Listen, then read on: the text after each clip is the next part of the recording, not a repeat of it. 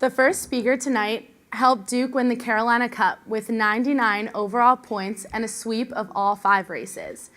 She was also a member of the inaugural class of the Rubenstein-Bing Student Athlete Civic Engagement Program and is the senior captain of the Duke rowing team. Please welcome Tara Christensen.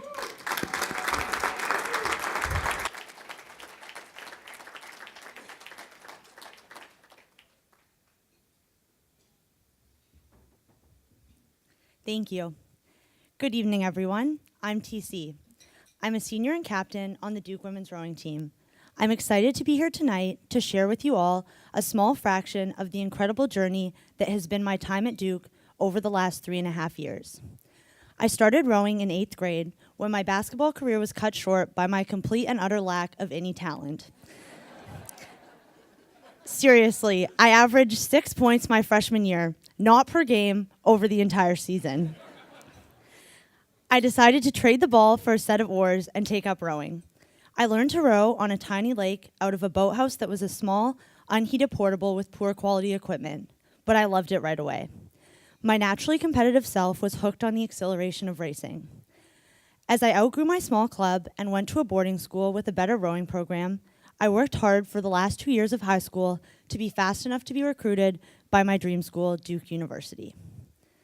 I arrived at Duke my freshman year, as most freshmen do, nervous to be so far from the quiet island I grew up on in Western Canada and for the challenges of college that lay ahead, but equally excited to dive into my sport wholeheartedly at Duke.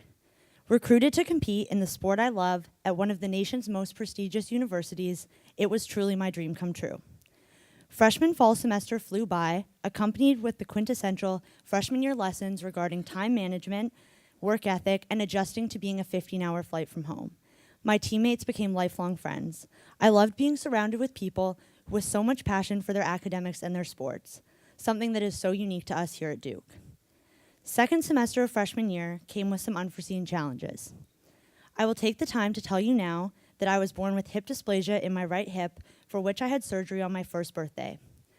This setback didn't have any significant effect on my childhood. In fact, it wasn't until the first week of spring semester freshman year that this injury would present itself again, midway through a week of fitness testing on the indoor rowing machines. A sudden sharp pain in my hip told me there was something wrong. After seeing my x-rays, my doctor asked me, "How have you been walking?" He added a more concerning afterthought, saying that he wouldn't be surprised if I never walked unassisted again. Hearing that, as an athlete whose passion had revolved around being active and playing sports for years, hit hard. I started to panic. What would this mean for my rowing career? Fast forward through doctor's appointments and the relentless support from Duke Sports Medicine, it was determined that my hip was partially dislocated and that one bone was rubbing on another bone, slowly destroying the joint and causing my pain. I would have reconstructive surgery on my hip to reposition the joint and repair any damage. The whole ordeal would take close to 7 hours, and there was the unknown of how long this damage had been occurring, which would be a factor in the success of the outcome. I had my surgery the summer after freshman year, and that summer was undoubtedly the hardest 3 months of my life. 10 days in a hospital, 3 months in a wheelchair, and a total of 8 months on crutches, then months of slowly relearning how to walk. Week after week, where getting out of bed and moving around was a challenging task. It was a time where what kept me going was the thought of being back at Duke, doing my sport, going to class, being with my teammates, and living the daily life we are so privileged to have as Duke student athletes, the opportunity given by each and every one of you. The first several months were the toughest, but by 8 weeks, the milestones started to accumulate. Each one required tremendous effort but resulted in indescribable pride. The return to sport can be empowering. It can also be overwhelming and a seemingly never-ending process. Improvements were incremental and they were slow. As student athletes, our identities are often defined by how well we perform in the classroom and in our sport. I didn't realize how reliant my self-confidence was on my abilities as an athlete until I could no longer row. I always believed in my heart that I would get back in a boat, but I didn't actually know whether this would be a reality for me. Sport had gone from a source of confidence to a far-off dream and an imminent stress. I was working as hard as I could to get back into rowing, and that wouldn't change, but I needed a new focus for the part of the day that wasn't training. I applied to the Rubenstein-Bing ACE program, a 3-week community service initiative specifically for Duke and Stanford student athletes abroad. I went to Vietnam that summer, where I was able to keep training towards my rowing goals while teaching and coaching kids in the Mekong Delta. These kids didn't speak any English, and I spoke no Vietnamese. Our language was sport.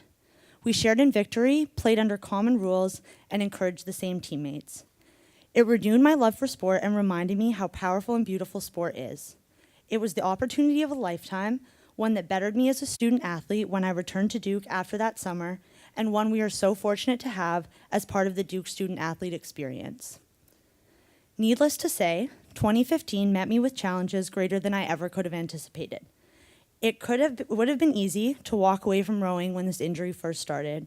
I could have been cleared to medically retire. But instead, I chose to take a challenge, and that challenge gave me gifts greater than I ever could have imagined. Taking that challenge was the Duke student athlete way.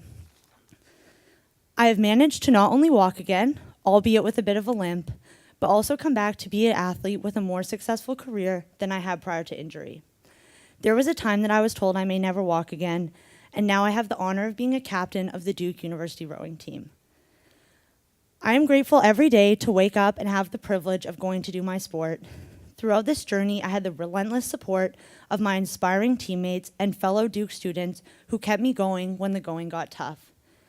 My team is a group of people who push me to be in constant pursuit of my best self because that is what they deserve from me. And the first time I got to be back on the water with them was a day I will never forget. I'm sure many other athletes here tonight would say the same thing about their own teams because that is the kind of student athlete who is attracted to a place as special as Duke. My freshman year self never would have volunteered to speak at the Iron Duke Scholarship Dinner. She was tentative, self-doubting, intimidated by the prestige of Duke, and hoping not to excel, but to merely survive. My senior year self only wishes I had more days left here to soak in everything that Duke offers us. Through this experience, I discovered a passion for sports medicine, which gave me direction for when the time comes to leave this Gothic wonderland. My Duke physical therapist, Brett, and my athletic trainer, Megan, had such dedication to my comeback and such a tremendous impact on me that I hope to be able to provide the same type of experience for other athletes someday. I am overcome with gratitude for the journey I've taken over my 4 years at Duke and wouldn't trade it for the world. I never would have had this opportunity without the generous support of the Iron Dukes. So I'm standing here today to thank you for 4 years at my dream school, 4 years that have taught me more lessons and given me more cherished memories than I ever could have imagined. It has been a journey nothing short of incredible, and it wouldn't have been possible without you. Thank you.